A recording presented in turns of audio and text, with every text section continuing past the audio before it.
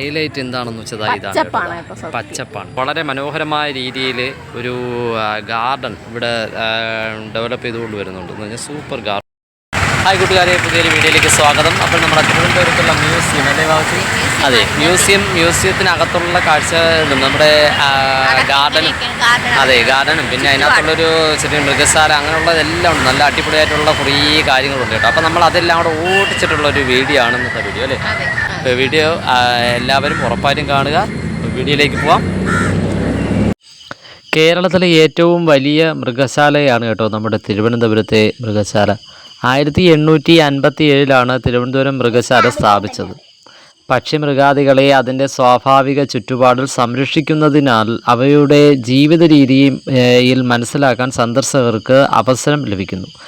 Thiruvananthapuram railway സ്റ്റേഷനിൽ നിന്നും KSRTC bus സ്റ്റാൻഡിൽ നിന്നും 4 കിലോമീറ്റർ അകലെയാണ് നമ്മുടെ മൃഗശാല. ഇതേ വളപ്പിൽ തന്നെ സ്ഥിതി ചെയ്യുന്ന അലങ്കാര മത്സ്യ പ്രദർശന കേന്ദ്രവും ചരിത്ര മ്യൂസിയവും സന്ദർശകരെ ആകർഷിക്കുന്നുണ്ട് കേട്ടോ. ഇന്ത്യയിലെ തന്നെ ഏറ്റവും പഴക്കം ചെന്ന മൃഗശാലകളിൽ ഒന്നാണ് കേട്ടോ നമ്മുടെ തിരുവനന്തപുരത്തെ മൃഗശാല. അതുപോലെ തന്നെ മ്യൂസിയവും ബോട്ടാണിക്കൽ ഗാർഡനും രാജ്യത്തെ ഏറ്റവും പഴക്കം ചെന്ന ഒന്നാണ്. 1830 1846 കാലഘട്ടത്തിൽ തിരുവിതാംകൂർ ഭരണാധികാരിയായിരുന്ന സ്വാതി തിരുനാൾ രാമവർമ്മയാണ് കേട്ടോ തിരുവനന്തപുരം മ്യൂസിയവും മൃഗശാലയും സ്ഥാപിച്ചതിന് പിന്നിലെ ദർശകൻ. 1855 തിരുവിതാംകൂർ മഹാരാജാവ് രക്ഷാധികാരിയും ജനറൽ കുള്ളൻ പ്രസിഡൻറ്റും ഇളയരാജ വൈസ് പ്രസിഡൻറ്റും ഇളയരാജ കമ്മിറ്റിയുടെ സെക്രട്ടറിയും മ്യൂസിയം ഡയറക്ടറും ശ്രീ അലൻ ബ്രൗൺ കമ്മിറ്റിയുടെ സെക്രട്ടറിയും ഡയറക്ടറുമായി ഒരു കമ്മിറ്റി രൂപീകരിച്ചു. 1857 സെപ്റ്റംബറിലാണ് കേട്ടോ നമ്മുടെ മ്യൂസിയം ജനങ്ങൾക്കായി തുറന്നു കൊടുത്തത്. അത് നമ്മൾ മുൻപേ പറഞ്ഞതായിരുന്നു. എന്നാൽ മ്യൂസിയത്തിന് മാത്രം ആളുകളെ ആകർഷിക്കാൻ കഴിഞ്ഞില്ല. 1859 ഒരു മൃഗശാലയും ഒരു പാർക്കും ആരംഭിച്ചു. അക്കാലത്ത് പ്രചാരത്തിലുള്ള സാധാരണ ഇരുമ്പ് ബാർ കൂടുകൾ ഉപയോഗിച്ചാണ് മൃഗശാല ആദ്യം നിർമ്മിച്ചത്. വിനോദ ആവശ്യങ്ങൾക്കായി ഇത് നിർമ്മിച്ചത്. എന്നാൽ മനുഷ്യ വികസനം മൂലം വനത്തിൻ്റെയും വന്യജീവികളുടെയും നഷ്ടം വർദ്ധിച്ചതോടെ മൃഗശാലയുടെ ലക്ഷ്യം വിനോദത്തിൽ നിന്നും സംരക്ഷണത്തിലേക്ക് മാറി. 1995 ആരംഭിച്ച ഒരു ആധുനികവൽക്കരണ പദ്ധതി പഴയ മൃഗശാലകൾ ക്രമേണ വിശാലമായ പ്രകൃതിദത്തമായ ചുറ്റുപാടുകൾ ഉപയോഗിച്ച് മാറ്റിസ്ഥാപിക്കുക എന്ന ലക്ഷ്യത്തോടെയാണ്. കേന്ദ്ര മൃഗശാല അതോറിറ്റിയുടെ സാമ്പത്തികവും സാങ്കേതികവുമായ സഹായത്തോടെ കേരള സംസ്ഥാന സർക്കാർ ഈ നവീകരണം ഏറ്റെടുത്തു. ഈ പദ്ധതിയുടെ ഭാഗമായാണ് ഇപ്പോൾ നമ്മുടെ കുട്ടികൾക്കായിട്ടുള്ള പാർക്ക്, പിന്നെ മ്യൂസിയം, ഹിസ്റ്റോറിക്കൽ മ്യൂസിയവും അങ്ങനെ അതുപോലുള്ള ഒരുപാട് പദ്ധതികൾ നമ്മുടെ ഈ മൃഗശാലയ്ക്കകത്ത് അല്ലെങ്കിൽ ഈ മ്യൂസിയത്തിനകത്ത് ഉണ്ടായത് കേട്ടോ. വളരെ മനോഹരമായ രീതിയിൽ ഒരു ഗാർഡൻ ഇവിടെ ഡെവലപ്പ് ചെയ്തുകൊണ്ട് വരുന്നുണ്ട് എന്ന് പറഞ്ഞാൽ സൂപ്പർ ഗാർഡനാണ്. റോസയും കാര്യങ്ങളെല്ലാം നമ്മൾ അടിപൊളിയായിട്ട് ചെയ്തുകൊണ്ട് വരുന്ന ഒരു ഗാർഡനുണ്ട് കേട്ടോ അവിടെ. സൂപ്പർ തന്നെയാണ്, നല്ല മെയിൻറ്റെയിൻ ചെയ്ത് കൊണ്ടുപോകുന്നുണ്ട്. എല്ലാം നല്ല അടിപൊളിയായിട്ട് തന്നെ വെള്ളമൊക്കെ നനച്ച് നല്ല ഇതിൽ വളർത്തിക്കൊണ്ട് വരുന്നുണ്ട്. നല്ല ഭംഗിയുണ്ട് കേട്ടോ. ഇവിടുത്തെ സ്റ്റാഫുകൾ ഇവരെല്ലാവരും വളരെ നല്ല രീതിയിൽ അതിനെ ചെയ്ത് നല്ല വളർത്തിക്കൊണ്ടുവരുന്നുണ്ട്. ആ രീതിക്ക് നല്ല നീറ്റായിട്ട് തന്നെയാണ്, ഒരു അഴുക്കോ അല്ലെങ്കിൽ കാടോ ഒന്നും ഇല്ലാതെ നല്ല രീതിയിൽ ചെടിച്ചട്ടിയിലൊക്കെ നല്ല നിർത്തി വളർത്തിയെടുത്തിട്ടുണ്ട്. അങ്ങനെ ഒരു ഗാർഡൻ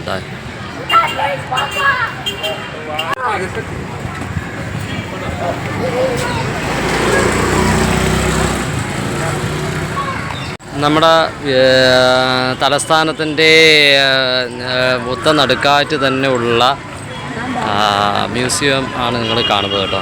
ഇതാ നമ്മുടെ കേരള ഗവൺമെൻറ്റിൻ്റെ നമ്മൾ ഒരു ഇതുണ്ടല്ലോ, 2 ആനയും അങ്ങനെയുള്ള ആ ഒരു ചിഹ്നമുണ്ടല്ലോ, അത് അവിടെ ചെയ്തു വെച്ചിട്ടുണ്ട്. പുല്ലിലാണ് ചെയ്തു വെച്ചിരിക്കുന്നത്. അതെ അതെ അതെ, തിരുവനന്തപുരം മ്യൂസിയമാണ് കേട്ടോ. മ്യൂസിയത്തിൻ്റെ രീതിയിൽ ചെയ്ത് വെച്ചിരിക്കുന്നത് ഗാർഡൻ. സൂപ്പർ ഗാർഡൻ തന്നെയാണ്, നല്ല അടിപൊളിയായിട്ട് ചെയ്തിട്ടുണ്ട്. നോക്കിയേ.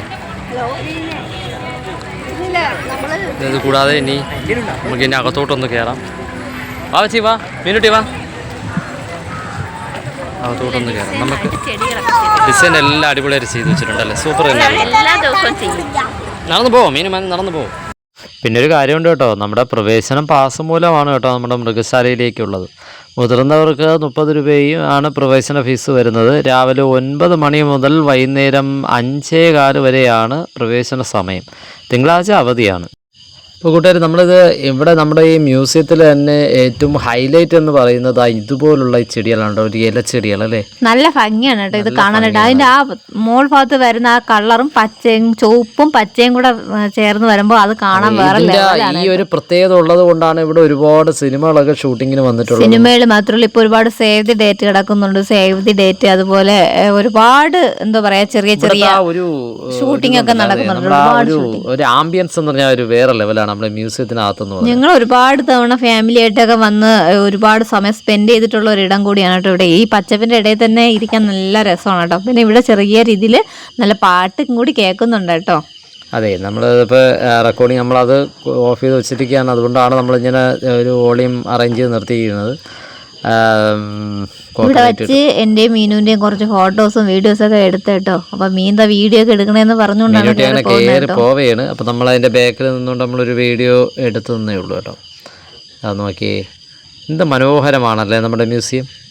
അടിപൊളിയാണ് കേട്ടോ. എത്ര തവണ വന്നാലും മടുക്കുന്നത്. ചെടി നടാൻ വേണ്ടി വെച്ചിരിക്കുന്ന ചട്ടിയാണെന്ന് തോന്നുന്നല്ലേ. കുറച്ച് ചെടി നട്ട ചെടികളൊക്കെ പെട്ടുപോയായിരുന്നു. അപ്പോൾ അവർ പുതുതായിട്ട് ചെടി നടാൻ വേണ്ടി വെച്ചിരിക്കുന്നതാണ്.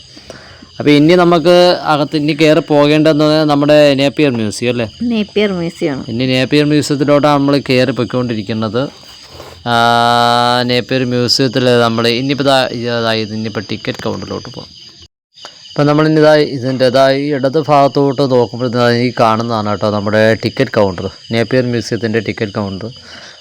ഈ നേപ്പിയർ മ്യൂസിയം എന്ന് പറഞ്ഞാൽ നമ്മുടെ രാജഭരണത്തിൻ്റെ ആ ഒരു പ്രതീകം തന്നെയാണല്ലേ അല്ലേ.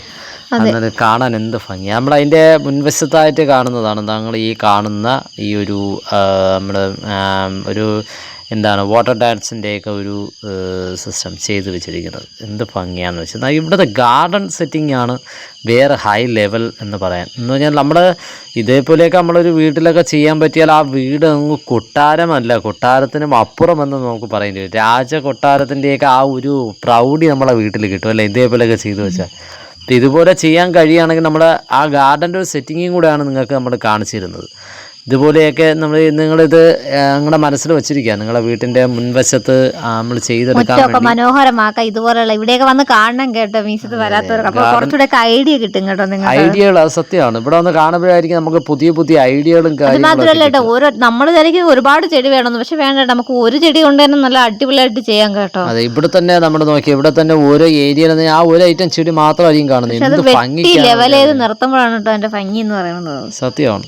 അപ്പം നമ്മൾ നേരെ താഴെ ഇറങ്ങി നമ്മൾ ഇനി എങ്ങനെയാണ് പോവേണ്ടത്? നമുക്കിനി നേരെ ഇതിൻ്റെ ചുറ്റുവട്ടമൊക്കെ കണ്ടങ്ങ് പോവാല്ലേ. നമ്മളിതാ ഈ നടന്നു പോകുമ്പോൾ നിങ്ങൾ ഈ കാണുന്ന വലസൈഡിലുള്ളതെന്ന് പറഞ്ഞാൽ മ്യൂസിയത്തിനകത്തുള്ള പാർക്കിംഗ് സൗകര്യമാണ് കേട്ടോ. പാർക്കിംഗ് സൗകര്യമുണ്ട്. അതുകൂടാതെ തന്നെ നമ്മുടെ ഐസ്ക്രീം പാർലറുകളൊക്കെ ഇടയ്ക്കിടയ്ക്കുണ്ട്. അതുകൂടാതെ ടോയ്ലറ്റ് സൗകര്യവും കാര്യങ്ങളൊക്കെ ഉണ്ട്. പിന്നെ ഈ ബക്കറ്റുകളൊക്കെ നീല ബക്കറ്റുകളൊക്കെ ഇരിക്കുന്നതെന്ന് പറഞ്ഞാൽ നമ്മൾ വേസ്റ്റുകൾ ഇടുന്നതിനൊക്കെ വേണ്ടി ചെയ്തിരിക്കുന്നതാണ് കേട്ടോ. പിന്നെ അതുകൂടാതെ ഇതൊക്കെ നിൽക്കുന്നതെല്ലാം ചന്ദന മരങ്ങളൊക്കെയാണ് ഇവിടെ നിൽക്കുന്നത്. നമ്മൾ അതെ, എന്ത് ഭംഗിയാന്ന് നോക്കിയെന്ന് ഈ ഇതൊക്കെ നമുക്ക് പുറത്ത് കാണാൻ കിട്ടാത്ത ഒരുപാട് ഐറ്റംസ് ഇവിടെ ഉണ്ട് കേട്ടോ. നിങ്ങൾ ഈ കാണുന്നത് ടോയ്ലറ്റ് സൗകര്യമാണ്. നമ്മളിവിടെ ലേഡീസിനാണെങ്കിലും നമുക്ക് വളരെ സൗകര്യാർത്ഥം പോകാൻ കഴിയുന്ന ഇതൊക്കെ എന്ന് പറഞ്ഞാൽ ഒരുപാട് നമ്മുടെ സേവ് ദി ഡേറ്റിലൊക്കെ കാണിച്ചിട്ടുള്ള ഏരിയകളാണ് കേട്ടോ. ഒരുപാട് ആൾക്കാർ എടുത്തിട്ടുണ്ട്. നമ്മൾ ഒരുപാട് പ്രാവശ്യം വരുമ്പോഴത്തേക്കൊക്കെ ഇവിടെ ഒരുപാട് പേര് ഇങ്ങനെ ചെയ്യുന്നത് നമ്മൾ കണ്ടിട്ടുണ്ട്, വീഡിയോസ് ചെയ്യുന്നത്. വളരെ മനോഹരമായ രീതിയിലാണല്ലോ നമ്മളെ ഈ മരങ്ങളൊക്കെ നിൽക്കുന്നത്. അപ്പോൾ അത് അത്രയും ഭംഗിയുള്ളത് കൊണ്ട് ഇവിടെ ഒരു വീഡിയോ എടുക്കാനൊക്കെ നല്ല ഒരു വൈബാണ്. അതെ, ആംബിയൻസാണ്. അപ്പോൾ നിങ്ങൾ ഈ കണ്ടുകൊണ്ടിരിക്കുന്നത് നമ്മുടെ മ്യൂസിയത്തിൻ്റെ ഒരു സൈഡിലെ ഒരു ഭാഗമാണ്, ഒരു നമ്മുടെ മെയിൻ ഡോർ ഭാഗമാണ്. പിന്നെ ഇതാ ഇവിടെ ഒരു കുളം ചെയ്തു വെച്ചിട്ടുണ്ട് വളരെ മനോഹരമായ രീതിയിൽ. ഒരു ദിവസം വേണം. അതെ അതെ, ബോട്ടാണിക്കൽ ഗാർഡൻ്റെ ഡിപ്പാർട്ട്മെൻ്റാണ് കേട്ടോ നിങ്ങൾ ഈ കാണുന്ന ഈ ഏരിയ. പിന്നെ നമ്മളിതാ നടന്നിങ്ങനെ പോകുമ്പോഴത്തേക്കും നമുക്കൊന്ന് ഇത് കാണാൻ മാത്രമല്ല, നമുക്കിവിടെ വേറെ ലെവലല്ലേ. നമ്മുടെ സുവോളജിക്കൽ ഗാർഡനും അങ്ങനെയുള്ള ഒരുപാട് സൗകര്യങ്ങൾ ഇവിടെ നമുക്ക് കാണാൻ കഴിയുന്ന രീതിയിൽ ചെയ്തു വെച്ചിട്ടുണ്ട്.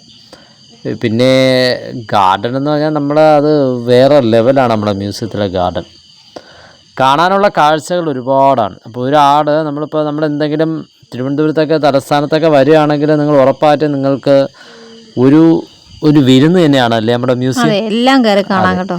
മ്യൂസിയം എന്ന് പറയുന്നത് നമുക്കൊരു വിരുന്ന് തന്നെയാണെന്ന് നമുക്ക് പറയേണ്ടിയിരിക്കുന്നു. അപ്പോൾ ഈ വീഡിയോ നമ്മൾ ഇവിടെ അങ്ങ് വെച്ച് അവസാനിപ്പിക്കുകയാണ്. വീഡിയോ കണ്ട് ഇഷ്ടമായവർ ലൈക്ക് ചെയ്യുക, കമൻറ്റ് ചെയ്യുക, ഷെയർ ചെയ്യുക, സബ്സ്ക്രൈബ് ചെയ്യുക. തൊട്ടടുത്തുള്ള ബെൽ ബട്ടണിലൂടെ പ്രസ് ചെയ്യണമെങ്കിൽ പുതിയ വീഡിയോ കാണാൻ കഴിയുന്നതായിരിക്കും. അപ്പോൾ നമ്മൾ വീഡിയോ അങ്ങ് അവസാനിപ്പിക്കാം അല്ലേ. Thanks for watching.